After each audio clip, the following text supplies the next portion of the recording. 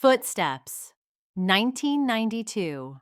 Original short story. This story is called Footsteps. Sat first wrote it back in 1992. A short horror piece that stuck with people. It is about guilt, about a man who makes one terrible choice, and the little footsteps that follow him forever.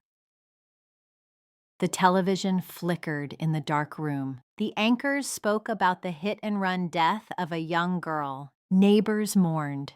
Candles flickered. So sweet and innocent, gone too soon. He turned off the TV. A dry laugh escaped. He knew exactly who had done it.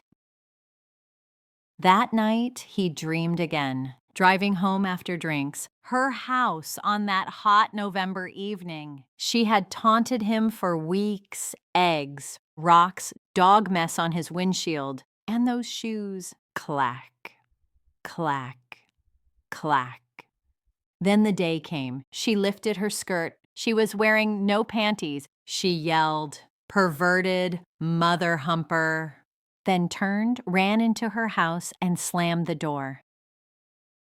That night, he drove past again. An egg hit his car. He swerved. His foot slammed the gas. Clack, clack, thump. In his mirror, he saw her on the street, white blouse stained red, blue plaid skirt, soft white legs splayed across the pavement, and one black shoe spinning before it tipped into the gutter. And that was only the beginning. Herb twisted in his sleep. Sweat clung to his skin. The dream began. He was walking under a black sky. Wind howled. Dead leaves skittered across the pavement. A single streetlight glowed ahead. Safety was only a few feet away. Then he heard them. Clack, clack, clack. His stomach turned to ice. A clawed hand gripped his shoulder and spun him around. She was there, floating, shoes tapping softly against the pavement. One side of her face shredded, swollen eyes bulging, her broken arm dangled, bone exposed, and the smell of rot. Her voice was soft and sweet. Was I so bad, mister? Did I deserve to die? Why didn't you stop? Her tone darkened. You will pay, mister. You will rot in hell for killing me.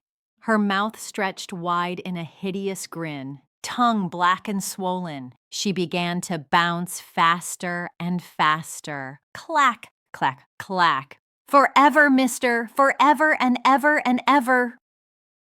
Herb sat up in bed, screaming. He thought he was awake, but some nightmares do not end when you open your eyes.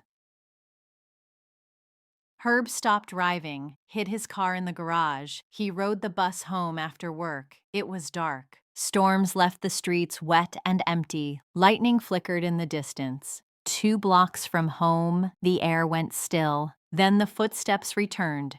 Clack, clack, clack. They were faster this time, skipping, closing in. He bolted for his door, fumbled with his keys, dropped them to the ground, heart pounding. The footsteps chased him. Clack, clack, clack. He hit the door with his shoulder. Wood cracked. She was right behind him, whispering in the night, forever and forever and forever. The door gave way. He stumbled inside. A push drove him into the darkness.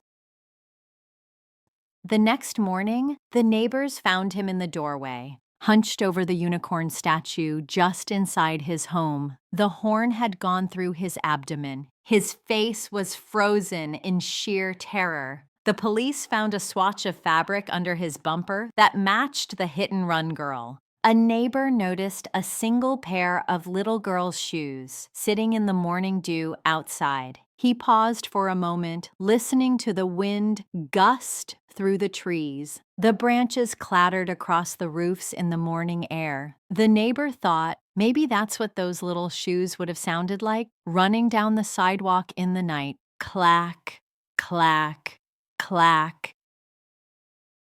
That was the original 1992 version of Footsteps, the story that haunted others for decades. But the version in our book, it doesn't stop here. It's longer, darker, and far more disturbing. If you want the full uncut nightmare, follow the link below. And don't say I didn't warn you.